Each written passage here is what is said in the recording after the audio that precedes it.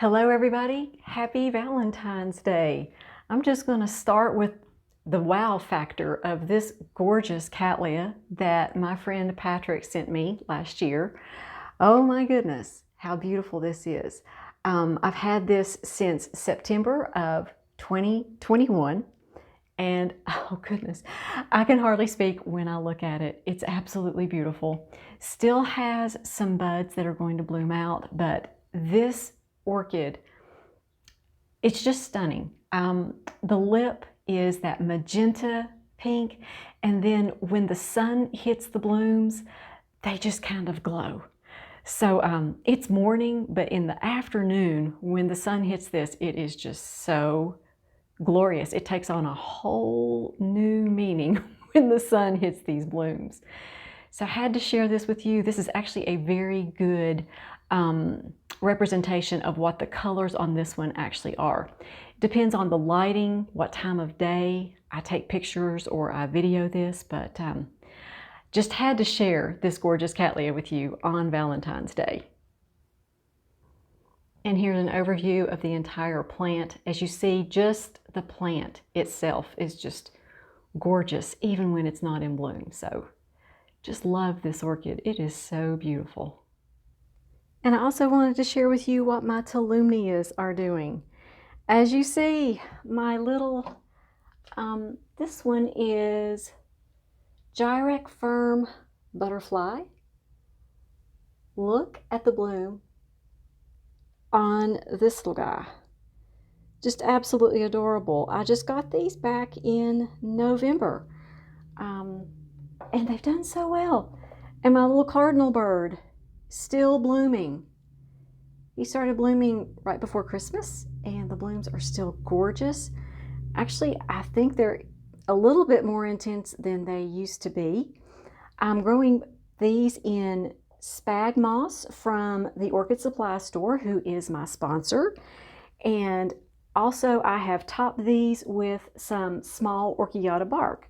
So anything that you need to repot your orchids with or your plants with, spring is coming, so it's a really good time to start thinking about that. You can contact the Orchid Supply Store. Here's their information, and of course I'll have that as well in my description box below. And make sure you use my coupon code AMY for a 12% viewers discount. And next up is, of course, my beautiful Peloric Legato. She's blooming out so pretty this year. What I love about these blooms is that each one are unique and individual. Some are more ruffled than others. Some have a little bit more peach in them than others. It's just a gorgeous bloom, and I really enjoy showing these while she's in bloom. She stays in bloom for a long time, and actually this year, she's got 2 primary spikes and a secondary spike. The secondary spike is just enormous. That's what you see here. And as you see, she's got lots more buds. And see, this one is just now coming out, which is so pretty. But yeah, she's performed really well this year. What a gorgeous plant.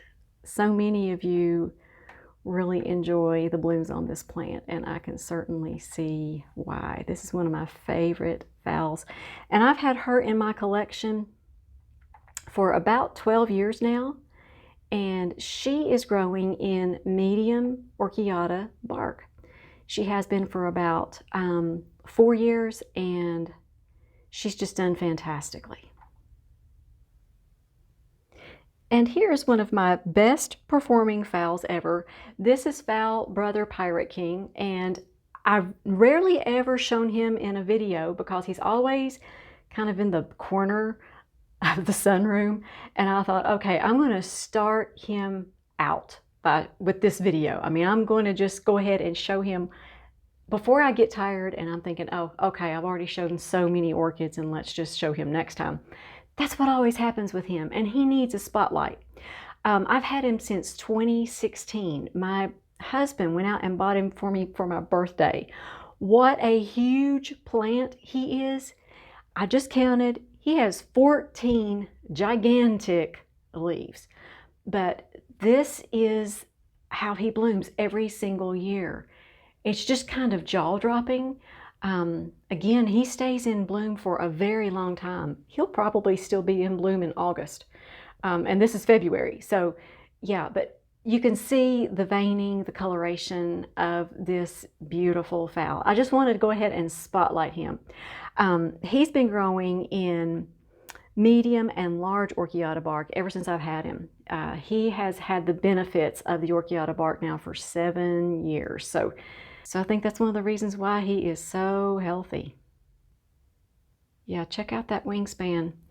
And there's leaves all the way down into the pot. So you can tell he is just a happy orchid. And here's my Phal Sogo Vivien and also my Phal Sogo Red Poeker. Wow, the color of this one is just so pretty. These are the ones that I had in waterculture at the end of spring last year. Had them in waterculture until they started growing some roots, and then I put them in that moss and bark sandwich. Yeah, check out those roots. That's a nice root system. Hardly had any roots this time last year, and she's come a long way. But look at all the buds on this. It's kind of amazing. So yeah, they're just now starting to bloom out, which is kind of a little bit late, to be honest with you, for my Phals to be blooming this late. But I got to thinking, you know, we had very cold temperatures this winter and very bleak weather. So now that it's starting to turn a little bit warmer and we've had some sunny days, they are starting to bloom now. So that's good. It's really good to see these bloom again. And here's another one that you all haven't seen for a while. My daughter gave this to me for Mother's Day a few years ago, and when she stopped blooming, she didn't bloom much last year. This is Phal Ming Red Rose, and she's been doing some kind of odd things, to be honest with you. She's had some browning issues on her leaves, and as you see, we've got kind of like a bloom deformity right here. It's a beautiful orchid, but I'm thinking that I really need to either pull back on the seaweed extract or stop it altogether. I've been thinking all week long, what could have caused this? She's got some just really unusual things going on. She has another spike that I'm going to show you that just completely malformed. Yeah, and check out this spike. Is that not the weirdest thing you've ever seen? The spike started coming out, and then this is what I've got on the end of it. This little flimsy type of a spike right here with just 3 buds. The other spike has about 10 buds and blooms on it, but look at this. This spike has actually grown out and it is curled back in under itself. So that's not right. Something is going on, and her leaves are not happy, as you see. So I'm wondering, I'm going to pull back. Actually, I'm going to eliminate the seaweed extract this year, and I'm just going to see how she blooms next year. I'm just going to give it a try and see what's up with this one, because the rest of this plant is very healthy. As you can see, the rest of it's healthy. The latest bloom, the latest leaf is larger than last year's leaf. This one's going well, but something's going on back here that I don't really like the looks of that. And I know you might say, well, yeah, but this kind of has me stumped right here. This to me isn't quite right. So I'm going to just eliminate the seaweed extract and let's just see what happens. I've heard from several of you that you've had some malformations in your spikes and in your buds, and that might be due to the seaweed extract. And in my research this week, I have found out, yeah, because it has hormones, and sometimes you don't know exactly what that's going to do to your plant. So that's my thought process. We're going to wait and see. It might not have anything to do with that, but I'm going to pull off on it and we'll see what happens. And here is my Phal purple dust. Oh my goodness. The first one always to bloom for me. It's just absolutely gorgeous. And believe it or not, these are two huge secondary spikes that she's bloomed from.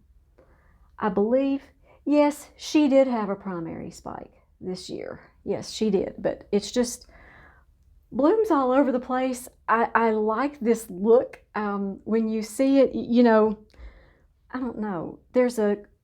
I think it's the color of the blooms and the sheer size of the blooms. Here's my fist, and now, yes, I do have child hands, but look at the size of these blooms. They're just gigantic. They're like, I don't know, 3 or 4 inches across.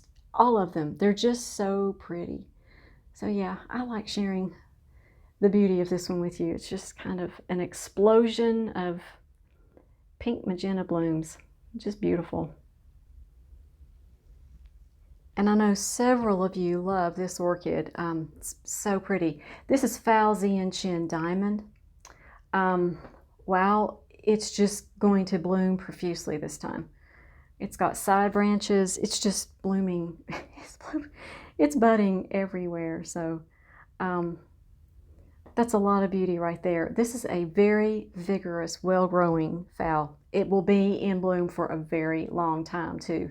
These blooms are very long lasting. So I know several of you all found the Zian Chin Diamond and let me know that yay, you found it. But this is definitely one worth having if you love Phals. I love Phalaenopsis orchids. And I kind of wanted to do just a scan of the room. I did get my sheer curtains put up, as you see. It's just so much easier now on me with these sheer curtains up. They do such a good job dispersing the light. And also when I come back here, I don't have to have sunglasses on. Yeah, you can see Phal purple dust there on the bottom shelf. That's where she lives. There's some Phals there in the back that are getting ready to bloom. Also, you're going to see my Dendrobium. You see my Dendrobium there in the middle. I had to do some engineering to get him to stand up. He is propped up on one of my wooden tables so that he doesn't fall over. But wow, the blooms. Let me see if I can get a close-up of the blooms. There he is. There's Den Wilson. He had another spike right before Christmas, and of course all of those buds blasted because of the extreme cold that we had. I couldn't move him into my house because he's 4 feet tall. But I love this Dendrobium. He's just so pretty, and as you see, the color of these blooms is just so intense. Again, I have a hard time speaking when I look at it because it's just so very pretty. But yeah, my daughter just laughed when she saw that I was having to prop him on a table behind the chair to get him to stand up. So just keep in mind, if you grow den Phals, this is how big they get. And yeah, and I'm only just a little bit over 5 feet tall, so you ought to see that. That's entertainment right there. But I have made up my mind he is going to stay in my collection no matter how big he gets. If he wants to take up that whole area back there along with Big Red, here's Big Red I'm going to scan on. See, he's back here hanging out with Big Red, my gigantic cactus. Those blooms are starting to fade, but the good news is I've got buds on the other side of the plant that are going to bloom out. So Big Red, you know how he just keeps blooming. Got to applaud that.